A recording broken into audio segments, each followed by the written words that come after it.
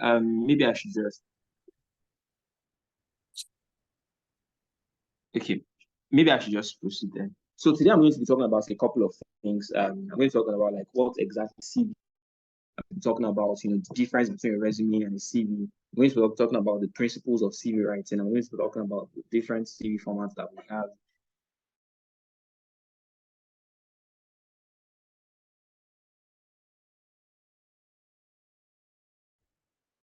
I'm going to be talking about like CV design content. I'm going to be talking about the CVs. I would like to confirm if you can still hear me. Okay, yes, awesome. Thank you very much. Thank you very much.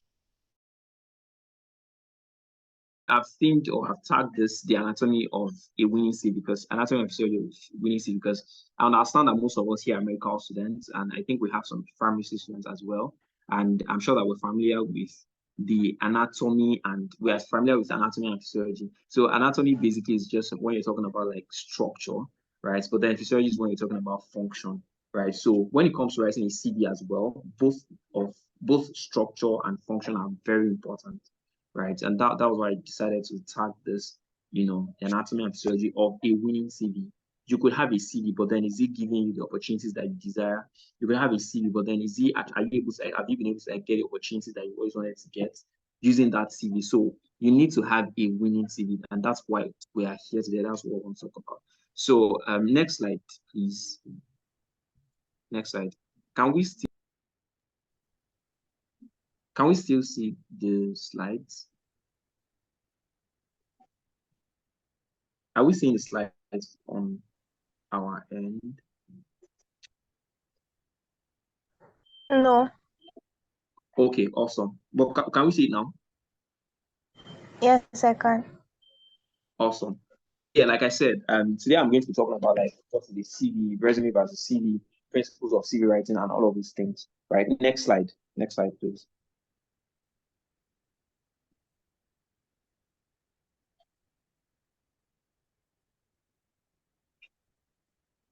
Okay, so yes, so this is me. This is my picture. In case you are not seeing my face, this is me. My name is Praise, like I was introduced earlier, and I founded.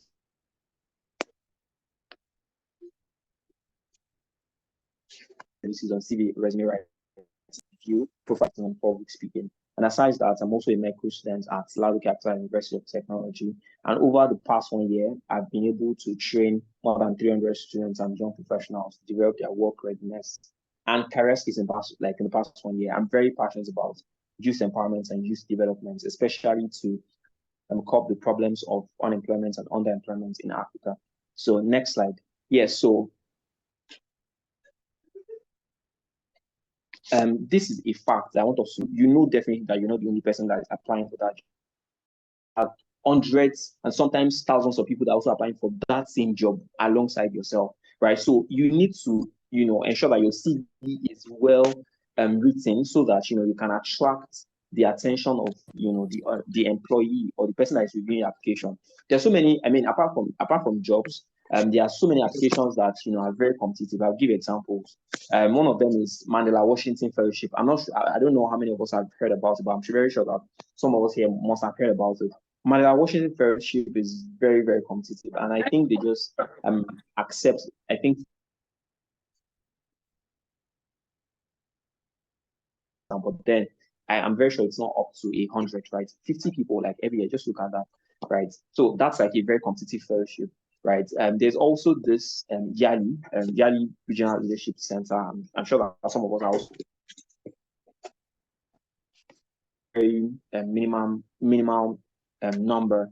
They don't accept like a lot of people, right? So it means that you have to position yourself in a way that you stand out amongst the crowd, right? You have to ensure that you're always ahead of the curve, right? And that's why I want to talk about like how to write a winning CV, right? An average employer spends 15 to 20 seconds on a CV. Trust me, because they have a lot of CVs that they want to review. They don't have like all the time to be checking through your CV for minutes. Most of the time, you just check through for like some seconds and then they move to the next thing, right?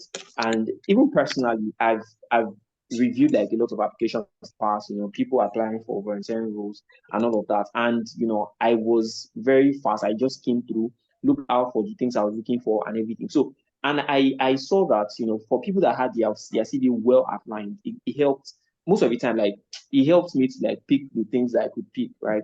How many of us, like I said, I mean, many of us here are medical students, right? So, how many of us are familiar with Sembolingan physiology, right? Some of us are familiar with that textbook. Some of us are familiar with Guyton and all physiology, right? For Sembolingan physiology, you see that it is more outlined, and because of that, a lot of medical students read that textbook for their exams. But then for Guyton, it's just like prose, right? You cannot exactly like put and bring out the points, right, from the textbook. So you have to like down and then start like outlining yourself and all of that. So that's why like it's possible to read guys. So people always say it's possible to read Guyton, and if you don't outline, like you might feel the course. So what am I trying to say? Like CV, your CV is well is supposed to be very out. That is very important. Next slide, please. Next slide, please. Yes. Okay, so now a lot of people confuse CV and resume, right? Now I'm going to be differentiating between both, right? Is curriculum vitae A, right? But then like a resume is like another, like of course they have like similarities, but then they are different. And this is it. Usually when we talk about like having a resume is more tailored to a particular job role or a particular job description, right? But then a CV is, a CV is more holistic. A CV has like a lot of things embedded inside, right? I'll give an example. You see that anytime you're applying for a job, they ask you to submit, most of the time they ask you to submit a resume, right? For instance, if you're applying for the role of a project manager in a particular company, right? You have to submit a resume, right? Because, that resume is supposed to like contain information that is only relevant to that role, which is project management.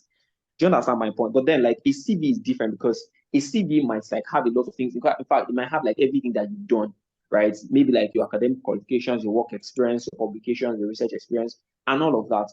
But then like a resume is more tailored to a particular job role. That is just the difference. Next slide, please.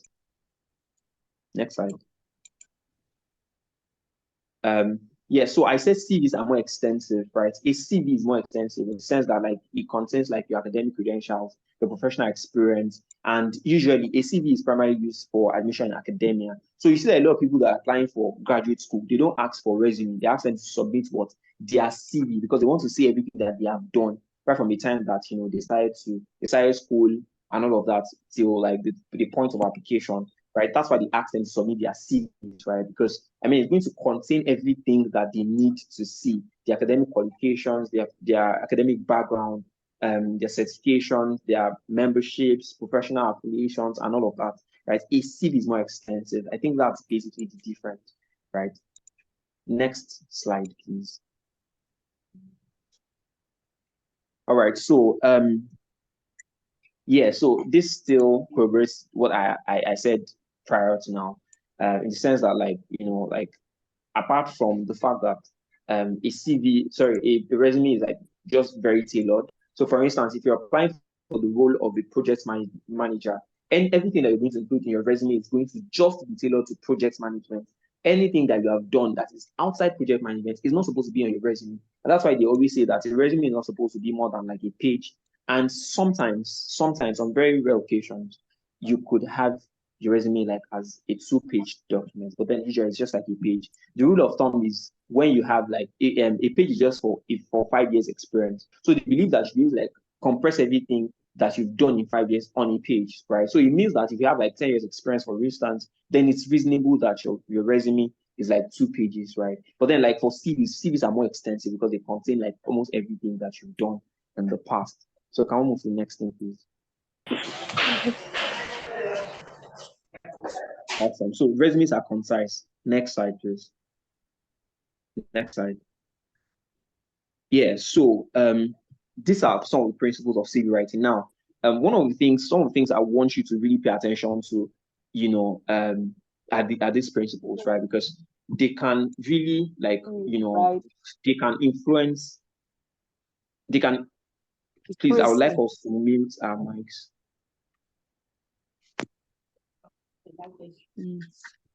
All right, so yes, so the principles of CV writing, like I said, these things can influence, the decisions or decision that is being made by, the employer or the application reviewer, right? So you want to take this session very, very seriously, right?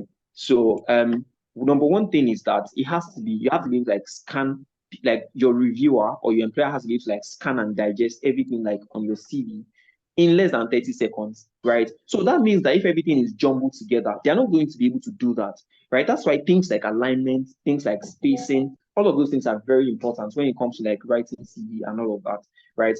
It has to also be very concise, but then detailed, right? The fact that we're saying that it's concise does not mean that it should not be detailed.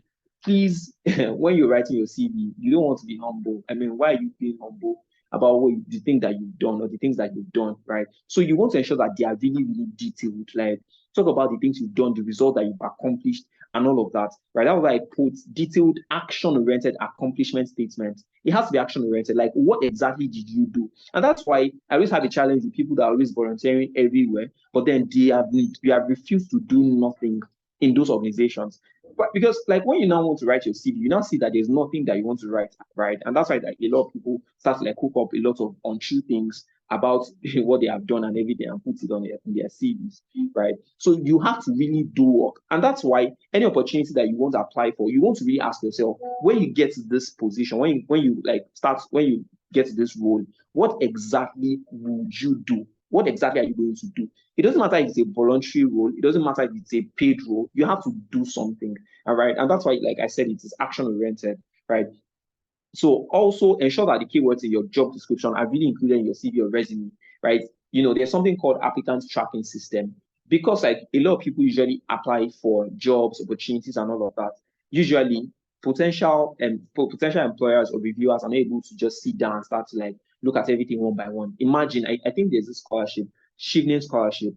A lot of Nigerians apply every year, like a lot of Nigerians, right? And they just admit, I think less than, I have forgotten the number of people that were admitted the last year, right? Less than 100 people, I think, right? All of those scholarships like MasterCard, Chivnin, mention it, Clarendon Road Scholarship, all of those, you want to ensure that, you know, whether it's a job or a fellowship or a scholarship that you're applying for, you want to ensure that the keywords in the job description, now this is if it is a job, but then if it is an opportunity, you're going to see some things, right? For instance, like if you look out for opportunities, see that sometimes, in fact, most of the time, or if not all the time, they put out things like what they are looking for in the applicant, right? So all of those keywords that you can see, ensure that you know strategically place them in your CV, right? Because you know the applicant tracking system, if it doesn't really like see some of those things, right, your CV might not scale through that phase, right? So that's why you want to be very intentional about inserting the keywords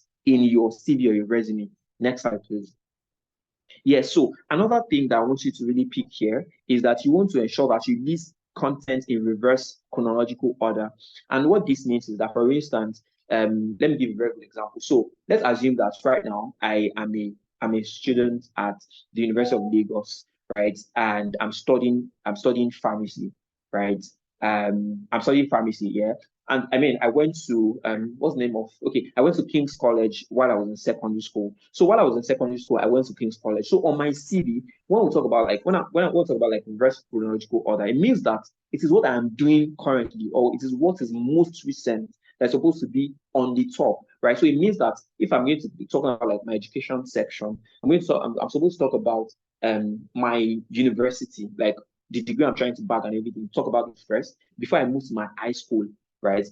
I think I should mention this at this point. It is not usually advisable that you include your high school details and all of that in your CV. It's not really, really advisable, right? It is just, I remember, like I said, when I was 100 level, of course, I was still like my first year. I didn't have like a lot of things that I'd done. So I had to like, you know, ensure that the CV was robust and all of that. So I just like inserted a lot of things that were not exactly necessary. So for instance, if you were a head boy in your secondary school, right, you might also have that. Maybe like if you don't really have like a lot of add on your CV, right? So that's also very important. So that's just the thing about reverse chronological order. Next thing is you don't want to include information like age, marital status, religion, and whatnot. Why is this important? It is very important because if you insert like all of these things, let's assume that you're applying for an international application. Usually, some of these guys might be, you know, racist. Imagine that your potential employer or reviewer is a racist, right? Maybe he doesn't like the black, right? And then like you put like your maybe background and all of that on your CV, it definitely is going to affect you. And that's why it's not even recommended that you include your picture on your CV. It's not really, really recommended, right? It's not really, really recommended. So your age, your there are people that might be biased. Might feel like, oh, maybe like you're too young, to work on a particular role, to work in a particular role. Some might think that you're too old and all that. So some might think that they don't want to marry, they don't want to accept married people and all of that. Some people, for instance, imagine that like a very strong Muslim is reviewing your application, and then you're a Christian, and the person doesn't like Christians normally, and then like you put your religion, you see that it's definitely going to affect you, right? So that's something that you also really want to pay attention to. Next thing is that you want to use caps, bold fonts and line spacing to distinguish between sections, right? When you're writing like, like major parts of your CV, like maybe talking about like your summary, you're talking about like your education, talking about, ensure that you write it in, uppercase, right? Don't write small, what's it called? So use like uppercase throughout, right? That's number one. Number two, bolding the font. Bolding the fonts. I'm sure that like some of us here that are into design understand why you need to like bolding the font. Reason is because like in design, there's something they call hierarchy, right? So hierarchy means that when you see a particular thing, maybe a particular file, a particular document, there's some things that you need to quickly see. And how like can you like do like like do hierarchy even if you're not a designer? Sometimes you could increase the font size, right? Maybe like you want like a particular part to be really obvious. You could increase the font size maybe from 12 to 16, right? For instance, like if you're writing your name, like on your CV, like your name, your contact details, and all of that, you want it to be bigger. So you can increase your font size. You could use a different. I'm going to still go into about font type and all of that. You could bolden it, right? That's another thing. That's another way to like do hierarchy, right? And then like you want to space the lines, right? So when you're done with a particular section, you want to move to the next section, like after like a space, right? So that's also very, very important. So next thing, three types of resume format.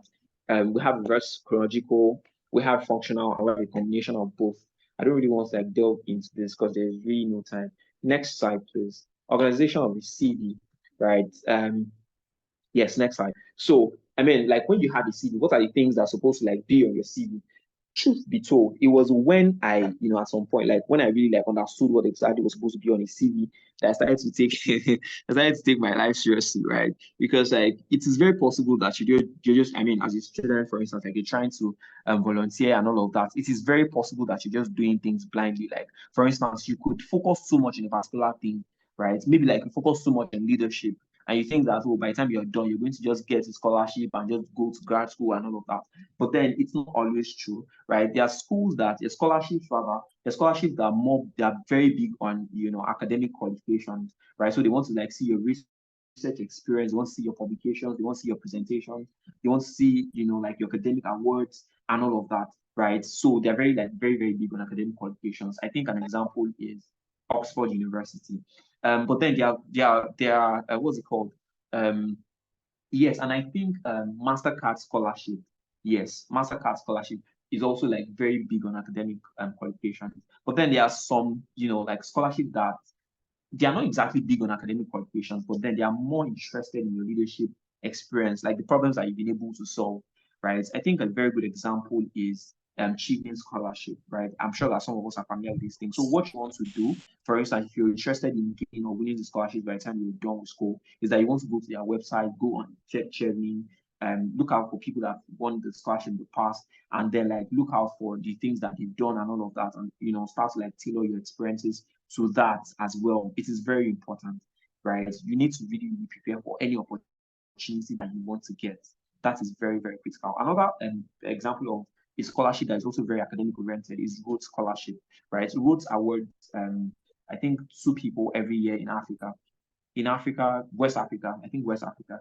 Yeah, so is it West Africa? I'm not sure. Africa or West Africa, right? So, I mean, they are very big on academic qualification. So if you want to apply for Rhodes Scholarship, you want to have a first class. It's one of their criteria, right? If you don't have a first class, if you're studying a course like medicine and surgery, where we don't like use grading system, what you want to do is that you want to have a distinction. It is part of their what's it called as well? It is part of their requisites, right? So that's like very important as well. So like if you want to organize your CV, these are things that you should really, really pay attention to. Number one is your personal information. I'm still going to like delve into details as I proceed. Second is your education. Third is your experience, your professional experience, your work experience. Next is your extracurriculars, your volunteering. Next is your honors, awards, and all of that. Next is community service. Next is personal interest. And then last thing here is other skills, right? But then like there's something that we see, there's no particular way to like write a CV. Like people, schools, organizations usually like have different templates and all of that, right? But then because of the context, because like of the audience that we have today, I know that like a bulk of the audience is made up of like students, and that's why like, I've decided to, just do it this way, right? So let's move to the next thing, please, because of time. So CV organization, right? I said earlier that your experience and like it should be like reverse chronological order. Now, there's something I really want to mention here, which is extremely critical, right? When you're writing your CV, right? For instance, if you're a student, right? If you're a student, right, and you're writing your CV, after writing your summary and all of that, if you want to, it's not exactly compulsory that you write a summary, right? And I mean, like I said, there's no hard and fixed rule to it. The reason why they usually advise that, as a student, maybe you don't write a summary yet, is because there's a way that you can write a summary, and if you're not intentional, if you're not careful enough, you could just, put yourself in a box, right? You're still growing, you're still learning, you've not really like figured out everything yet. So most of the time, they don't really advise students to write a summary. But then if you want to write it, it's also very perfect, right? But then like something I want to really emphasize here is that when you like as a student, for instance, right, you're going to have like your education experience, you're going to have the education section, you're going to have the experience section. Now, for the education section, if you're a student, it means that you're still in school, right? So it means that your education is supposed to come before your work experience, your professional experience, right? This is extremely critical. But then if you're already done with school and you're already working, you know that it's possible that you're a student and then you still.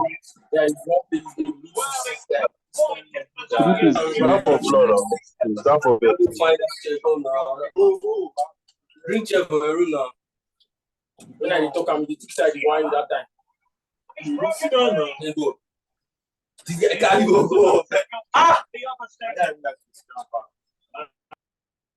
Hello, Patrick. All right, thank you very much. So, like I said, if you are writing your CV, right? If you're already done with school, right? No, I was talking about being a student, right? Now, if you're a student, it means that you're still in school. You have your education like section.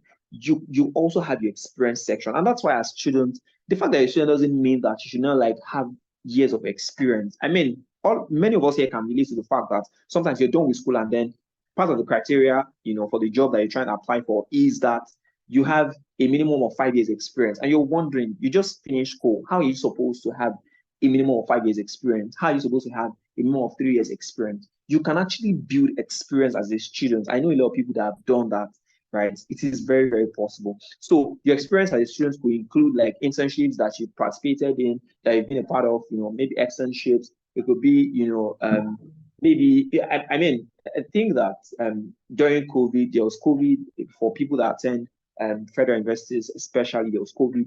A lot of people used the opportunity to like do internship somewhere. There was also like the industrial action that happened 2022, right? I mean, a lot of people like use the opportunity. So it means that once you get any opportunity to really like build yourself, once you like, take up internships, volunteer somewhere, just do something. During COVID, a lot of people use that opportunity to build some very solid experience, right? So any opportunity that you get, you want to ensure that you really leverage it, right? Like I said, I mean, it could include like internships, leadership roles that you've taken, right? Academic project that you worked on, part-time work, full-time work, and all of that, right? So let's move to the next thing very fast. So here, I was talking about CV design and formatting. CV design and formatting. Of course, I know that we're not talking about like graphic design here and all of that, but then you need like to also have like a knowledge of design, for instance, like to also like be able to like write a very fantastic CV, right? It's one of the principles of design that I'm not an expert. I don't really know much about design, so apologies to the professionals in the house. But then I know that in design less is more, right? So it means that you don't want to like jumble up everything. You don't want to like just be adding everything.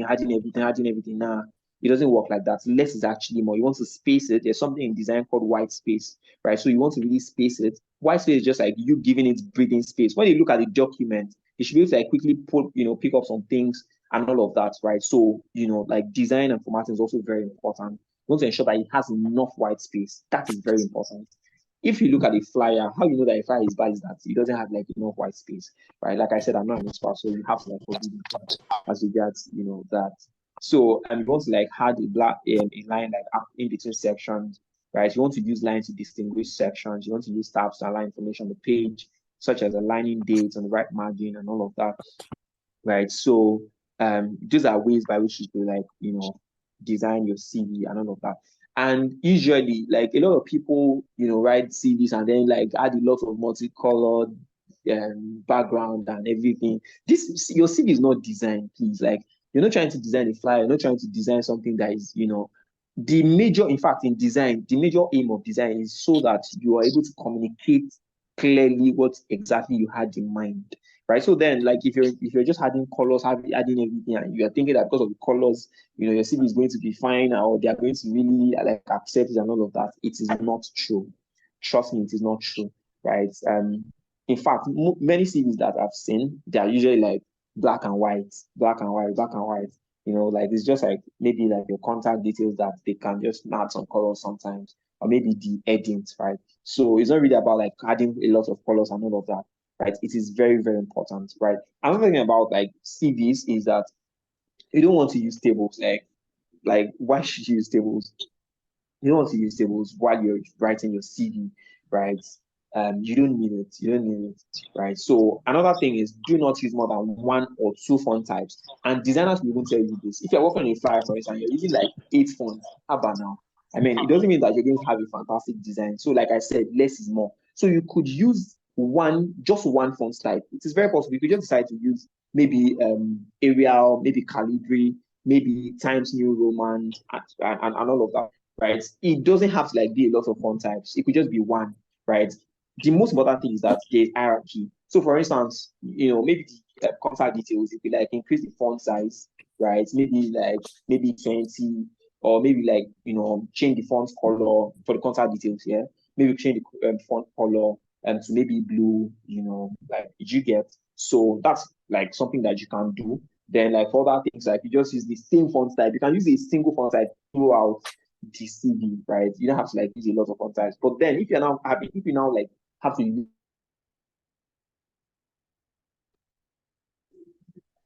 information on education and all of that, it means that those what's it called?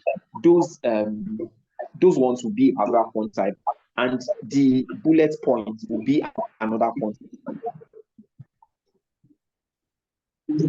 For your as your font for your bullet point, and then the next section use another thing, maybe Calibri for your bullet point. Now you want to be very like arrange and all of that. So the next thing is like CV content. Yeah, another thing I should really mention is that if you're using two font types, ensure that they are of the same type. So in design, there's something we have serif font and we have sans serif font, right? So serif fonts are basically font that like usually like have some attachments to them. I don't exactly know how to like. I wish like I had a board somewhere, but then I don't know how to like But then they usually have like some. You shall see that they have like some what's it called attached to them. Like they are like they are not. What's the word now? Yeah, there are like some projections, like maybe like some tiny projections, right? But then sans serif, like sans means without, right? So sans serif fonts do not have like projection and all of that. For instance, if you look at the what's it called? Look at the font that I used here for CV. Can you just like go to the previous slide? I'm sorry. Okay, don't worry. Let's just keep, yeah, okay, I think I could use this as well. So look at that, how to write a crisp, clear, and concise CV. That's like sans serif, right? It doesn't like have any what's it called. Like readability is very essential when it comes to like CV writing, right? So let's move to the next thing, please. There's really no time, so I'm trying to just like rush things and all of that. Yeah. So how to make your CV content crisp, concise, and clear, right? Number one thing is you want to start each bullet point with an action-oriented verb, that helps the reader to visualize you in action, right? So for instance, if you're writing your CV, you want to start with, you don't want to start, okay, I'm trying to like look for an example now. You don't want to write something like, I worked with the Ministry of Health to do this. Nah. You're not supposed to do that. You're supposed to start with, you know, you're supposed to start with an action-oriented verb that sort of like helps the reviewer to visualize you in action. So for instance, we have a lot of like action verbs, right? Depending on the industry that you're in, right? So for instance, if you're in communication or people industry, use something like, oh, I incorporated. You don't use what's it called? Don't use pronouns to start. Yes, let me also mention that.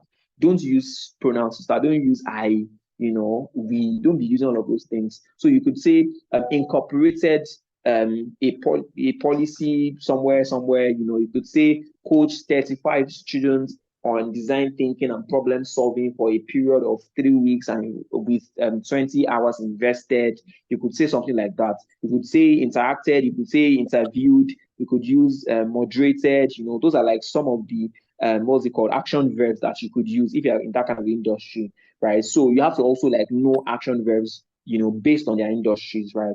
Another like industries like finance, right? So you want to use like something like, oh, you measured this, you estimated this, you accounted this, you administered this, you retrieved this, you reviewed this, and all of that.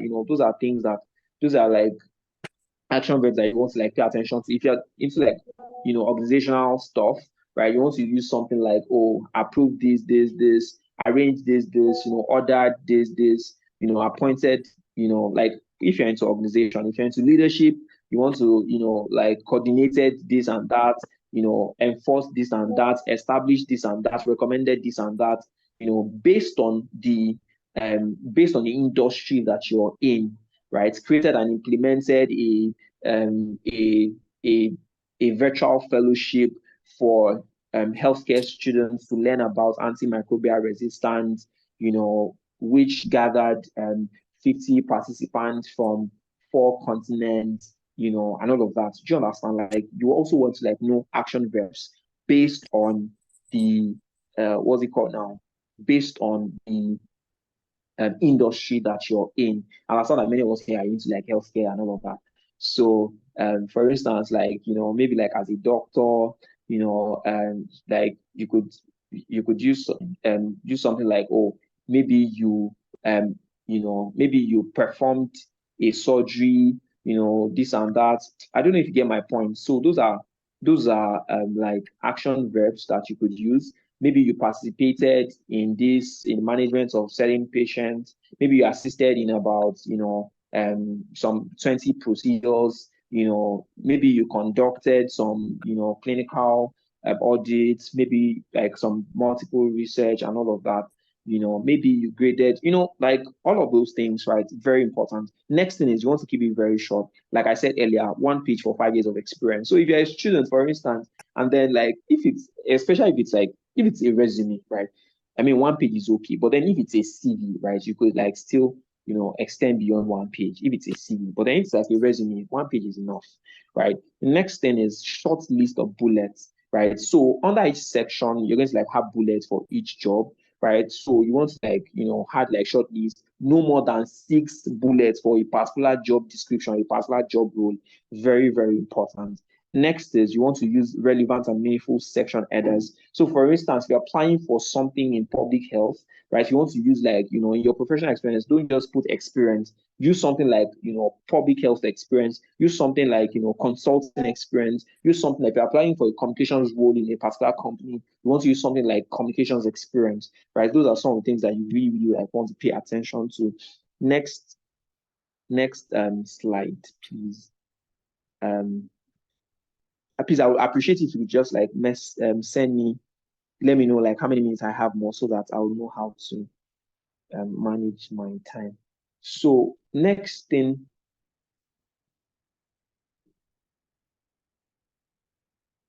so next thing is contact information, right? Just your email, your phone number, and your customized LinkedIn URL, right? Now, let me say something very quickly here. right? For your email, please ensure that it's professional. Back in the days, some of us used to do some very interesting things. Some of us used to write our mails and our usernames, our user ID on certain platforms in a very interesting way. So for instance, my name, my name is, don't let me use myself, let me use someone else. So let's assume that let me look for someone on this call.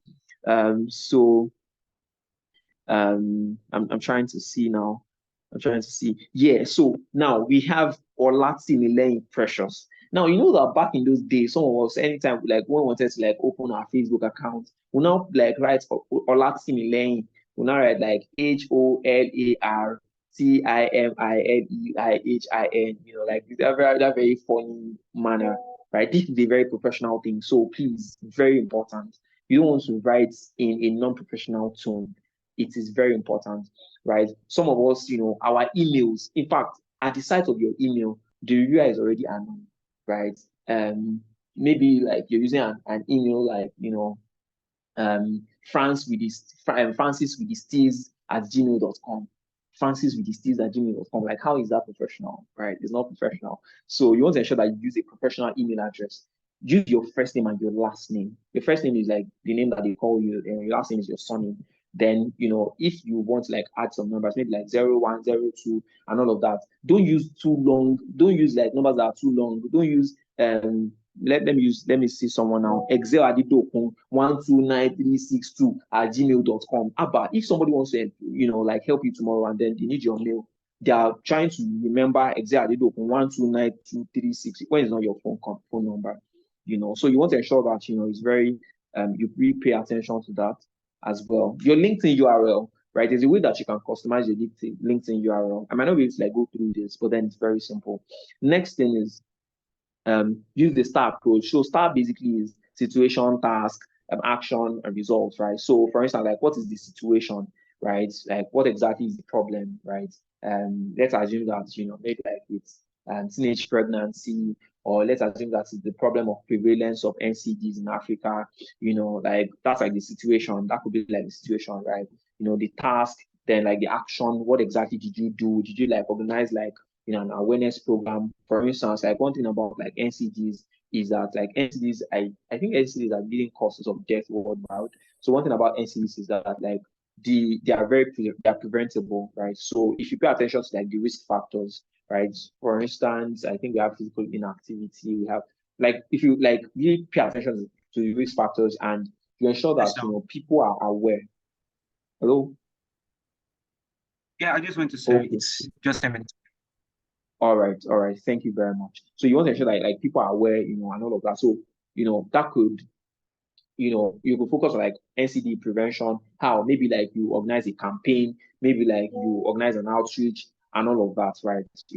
So that's something that you did. Maybe you partnered with, apart from organizing maybe a campaign or an outreach, maybe you partnered with a particular organization, that is also focused on reducing NCDs. You want to talk about things that you did, and then the result, what happened after, right? And usually it's very advisable that you use statistics and figures, right? Maybe increase their knowledge of NCDs by of a particular population by maybe 20%, maybe 30%, maybe do you understand the results, right? Very important. Next slide, please.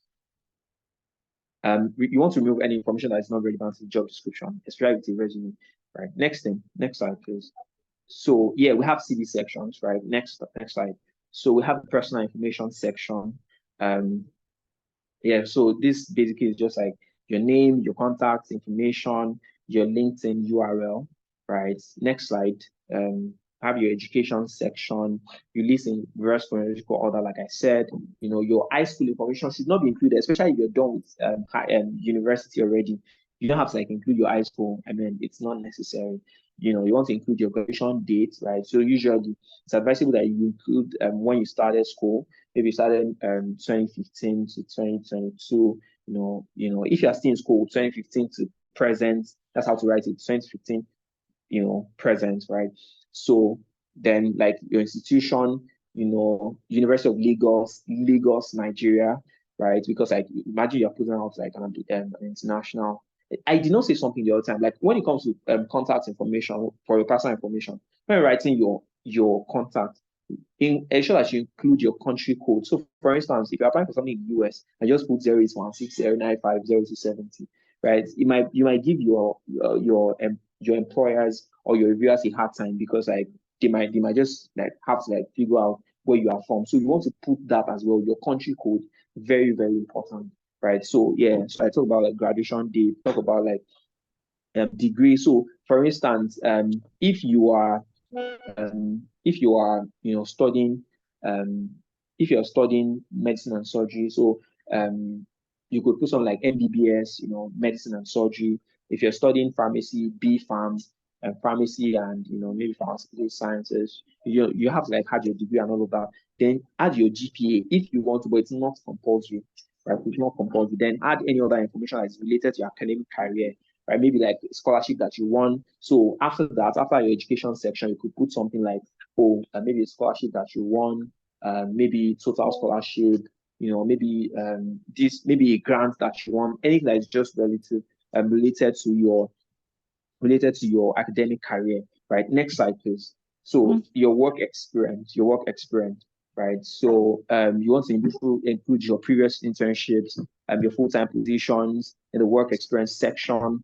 If you volunteered in some places, maybe you started an NGO, you want to add that as well, your work experience. Yeah, I mean, if you start an NGO, you should add it in your work experience because I mean that's some work that you're doing, right? You also want to like include dates of employment. So if you after putting what's it called, you also want to like put the dates, right? So that if you are still so that your reviewer can know, oh, if you are still like active in this role, if you're still working at that particular organization and all that, then your position titles and all that. So next slide, please. Yeah, so the STAR approach. Okay, so like I said, situation, task, action, results, right? Next slide.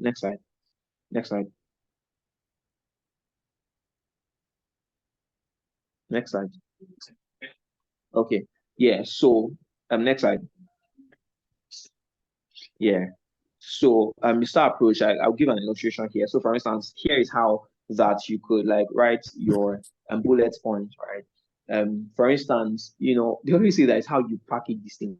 Of course, I don't advise that maybe like you over package or say that you did what you not do. Don't do that, right? That's not true. Like don't put out something that is not true about yourself on the CV, right?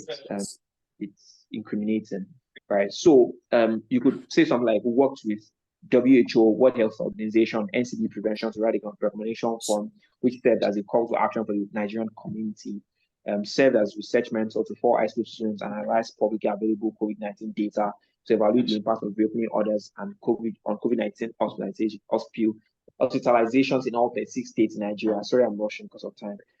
Worked at ENLIGHTEN Biogen Institute. This institute is located in Ogunleke, right? So that aims to bridge the gap between personalized medicine and implementation with a focus on cutting-edge data analytics and an interdisciplinary approach, right? Next thing, participated in the holistic, next slide please, right? If you're a doctor, for instance, right, you could say that you participated in the holistic management of over 750 patients in the medical obstetrics and gynecology, pediatrics, and surgical wards, right?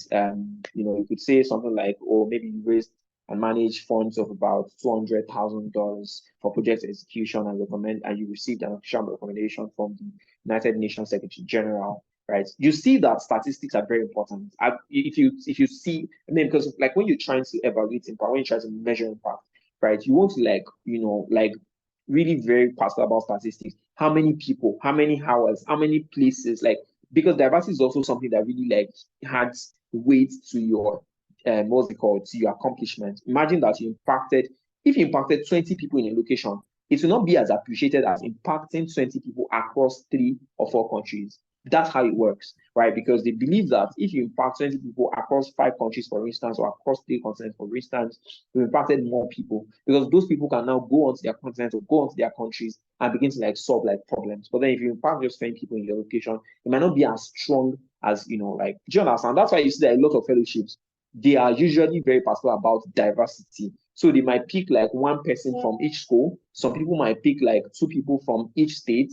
Some people, there was a what's called a program I got into. It was just like 2 people per state, right? Some people can pick like one, maybe like 10 people per country, you know, and all that. If you look at all those programs like Yale, Manila, Washington, they are very big on diversity. You look at schools like Harvard, they're very big on diversity, because when you have diversity, you have like, you know, different perspectives. And when you have like different perspectives, like you have, you know, you're able to like solve problems better, because like you have like more perspectives. It's just like you have more weapons in your arsenal or in your armory, right? Very important. So I think because of time. So there are other examples that I put here, like I said, a series of targeted and systematic, you know, yeah, for people that are into pharmacy, serve as a project coordinator for Farmer Growth Career Acceleration Program, you know, which is like a 6-month program for more than this and that, you know, all of those things, very important, right? And also names are very important. So for instance, if you work on something, you know, with United Nations, or maybe like you got some grants from Bill and Melinda Gates, you know, foundation, you know, you want to like put, you know, all of those things. Because I mean, if somebody is looking at your CV and then if you say that you got a funding, you got funding from maybe me, let's assume that I fund projects from Ogunleke, at least I'll get there, you know.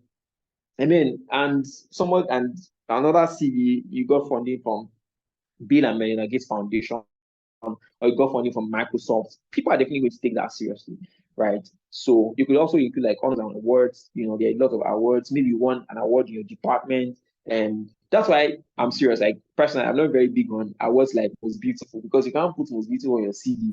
People are winning. People are winning awards like leadership award, young researcher of the year. Those are awards that you should really look forward to, please. Not most beautiful and richest kid on campus and all of those things, please. You know, we want to pay attention to awards that are very important. There are different awards, the Diana Award, your local awards, local association awards, all of those things. You could also use them, right? Because one thing awards do, one thing honors do, is that, you know, it sort of like gives you a level of credibility. I mean, for you to have won an award, it means that you're really doing something in your community. So if you're useful to your community, they believe that you'll be useful to them as well. So that's just like the logic behind it, right? Skills and other interests, right? Maybe like you have a language that you're learning, you want to include it. Maybe like, you know, if you're learning German, for instance, right, it gives you more, what's it called? Like it gives you an edge over other people, because like it means that you can reach out to more people, right? If you're learning French, for instance, you can reach out to more people, right? So, but then indicate the level of proficiency on your resume or your CV. So if it is native, it is proficient, if it is intermediate, just put it there. Don't say that you're an expert when you're still like on intermediate level, right? You know, other things that you could also like add, maybe like, you know how to use some softwares, maybe R, maybe C++, maybe JavaScript, maybe like all of those things, right? If you also know how to use like computer softwares like MS Word, MS PowerPoint, MS Excel, you know, like you could also like include that. Very important. Your hobbies, you could include it. A lot of people like, you know, this section, some people target personal interest. Personal interest could be like maybe traveling, cooking. Don't think that is not important. Some reviewers are particularly very interested in this section because it makes them to like connect with you on a deeper level, right? So hobbies also like very, very good. You know, then like, and then it stands you out, right, from other people. Next thing, other sections that you could include, we have like certifications that you bag, maybe virtual, online courses that you're taking, or maybe like certifications that you bag like in real time, publications that you have already, maybe like research publications that you worked on, conferences that you've attended, maybe international conferences that you've attended, could add it. Community service, this is like volunteering majorly, maybe like on World Oral Health Day, maybe volunteer to distribute this number of brushes, you know, you could add this on your community service section. I would have really gone deeper into this part by explaining the difference between community service and leadership, right? Or professional experience. But then because of time, I'm able to do that.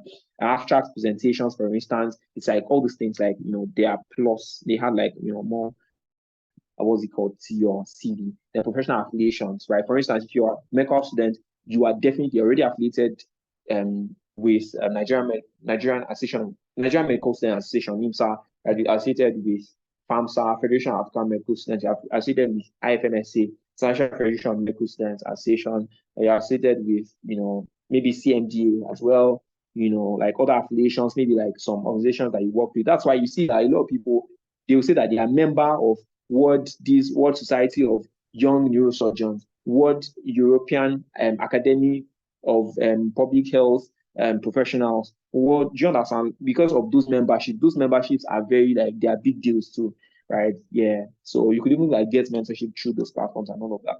Next slide, please. I think, yeah, so thing about CV writing, resume writing, that you want to really know yourself, what are the things you've done, what are the things you've accomplished, and then you also really want to know the job details. How can you fit the things that you've done into the job details, right? Very, very important. You want to really, really review, do a lot of research on the company, on the job role. Very, very important, right? Very, very important. Then next thing here is poor writing disqualifies most potential job opportunity seekers. It's supposed to be seekers, permit my grammatical. So job or professional seekers, right? So proofread, use Grammarly, for instance, use it, proofread, give somebody else to look at it. You want to be very intentional about grammar, about tense, about punctuation, and all of that, right? So last slide. So I want to really, really thank everybody for listening. I believe that we've had a very fantastic time learning here today. I also once again appreciate the leadership of Compssa for this very amazing opportunity. This is not something that we can honestly cover in 1 hour or in 30 minutes or 45 minutes. Really some time, a lot of times, delve into all of these things deeply. But then I want to really appreciate everybody once again. I want to appreciate everybody that joined in. Thank you very much. I hope you'll be able to pick 1 or 2 things. Thank you. Thank you so much, Sean. Thank you so much. The session was very insightful. It was educative. It was didactic, honestly. Thank you so much. Thank you very much, Sean. Please, COMPSSAITES, are we here? Hello, COMPSSAITES. Yes, we are here. Hope you enjoyed the session. I'm asking, hope you enjoyed the session. I did. Okay. I did. That's nice to hear. Yeah. Please, if you have any question, you can shoot. Just unmute and ask.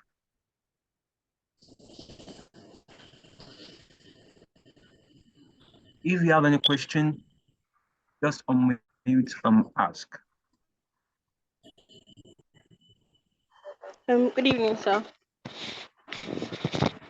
I have a question, please. Yeah. Okay, first of all, thank you very much for the wonderful session. I really learned a lot. So I actually want to ask, you mentioned that we should use keywords in the job description in our CV, but I was wondering, would they not see it as you not being sure? Okay, and if they say that, oh, we are looking for an action-oriented and intelligent person, a person who's good with working in a team and all that, and then you now open your CV and they're saying you're saying, oh, I'm action-oriented, you're saying that you're exactly what they're looking for. I don't know, would that not be perceived in a bad light? Then also, if you don't specify I get that you're not supposed to put things like a religion in your CV, but if you don't put it and then you begin working with the person, wouldn't they still find out? Can they fire you for it when you start working with them, or once they hire you, it doesn't matter anymore? Those are the questions I have. All right. Thank you very much for your question. Yeah. So first question you asked about, when you put keywords in your CV, I didn't find out. Now, I really appreciate the fact that you asked that question, because I did not explain. I should have explained that better. Now, when you have keywords, right, what you should do is that you should use those keywords and rewrite them in your own words, not exactly in the way that you find them on job application, right, or on the website. You should write in your own words. Another thing that I really advise or I really recommend is that if, for instance, they say that they're looking for somebody who is action-oriented, you don't have to say that you're action-oriented. One thing about writing is that you are supposed to show rather than tell, right? So you don't have to show that you're action-oriented. You could tell that you're action-oriented, right? I mean, by the way you write your bullet points, you could tell that you're action-oriented. For instance, somebody that served as a project coordinator for an acceleration program for 6 months, for more, and it was person was in charge of like more than 100 medical professionals, right? And then like increase their efficiency by maybe 50%. Definitely that person is action oriented. Someone that is not action oriented definitely cannot, cannot raise $100,000, right, for a project. The person definitely is action oriented, right? Somebody who is not action oriented would not get a recommendation, because for the United Nations or maybe WHO to give you a recommendation, you must have really, really done something. Like there must be evidence. Do you understand? So what I'm trying to say is that number one thing is you don't have to like use the exact same words that you found them, you find them on the website. Second is you don't have to tell. Why not show? You don't have to tell. Yeah, show instead. Like show, like like paint a picture instead. Yeah. So I think that's what I'm going to say as regards your question. I hope I've been able to.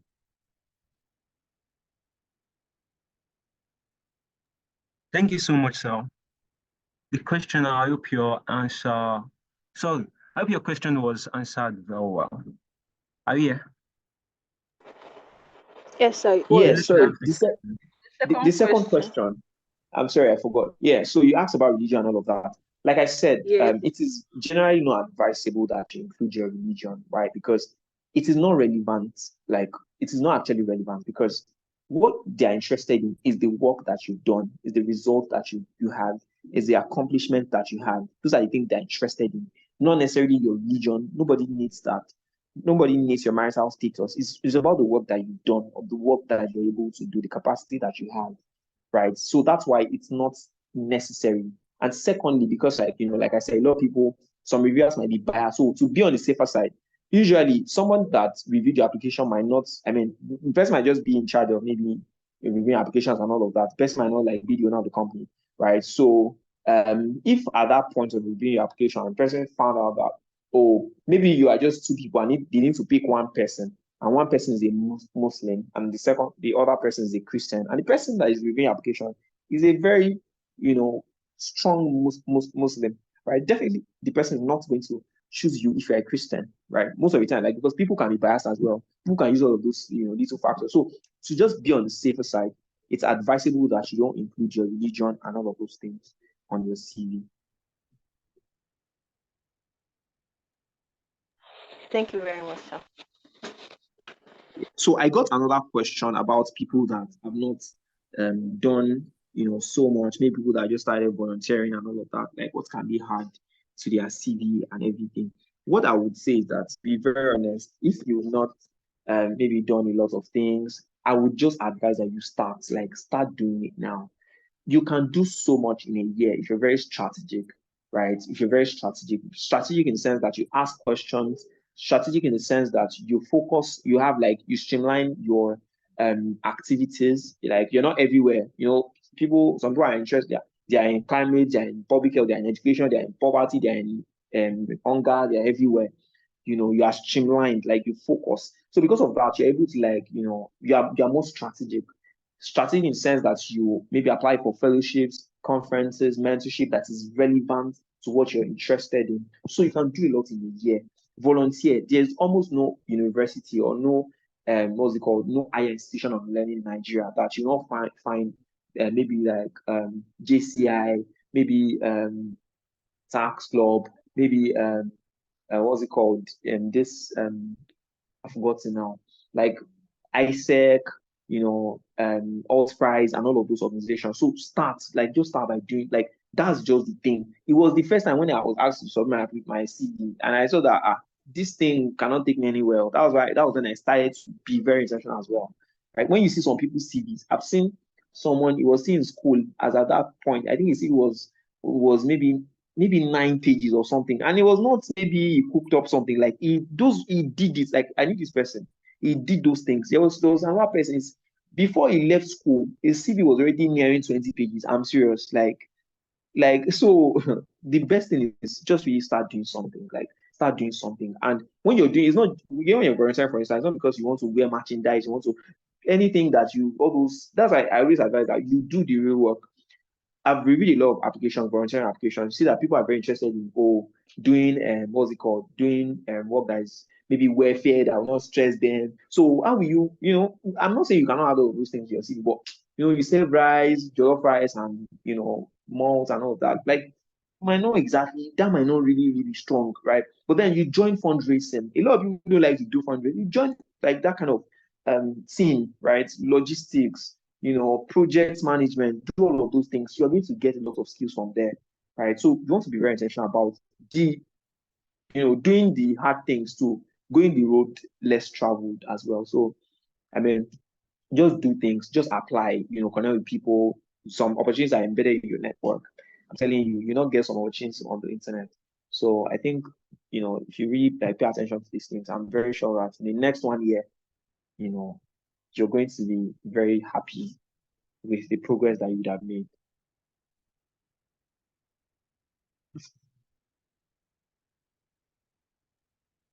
Thank you once again. Thank you very much, Sam. I think we've come to an end of this webinar. I want to believe everybody learned. Personally, I learned a lot. And in the next CV I'm going to be writing, I'm going to be implementing everything I learned here. I want to believe it's the same for every other person. So we're going to be ending this session with a closing prayer. Mr. Timothy, are you here, sir? Mr. Yes, Timothy, can you give us a closing prayer? Thank you. I am here. Yeah, I said, please give us a closing prayer. All right. Thank you to all the speakers, to the speaker of today, and Amoti, thank you for hosting it. So let's close our eyes of prayer. Heavenly Father, we thank you for this wonderful session, for the knowledge we've gotten. Father, your name be exalted in Jesus' name.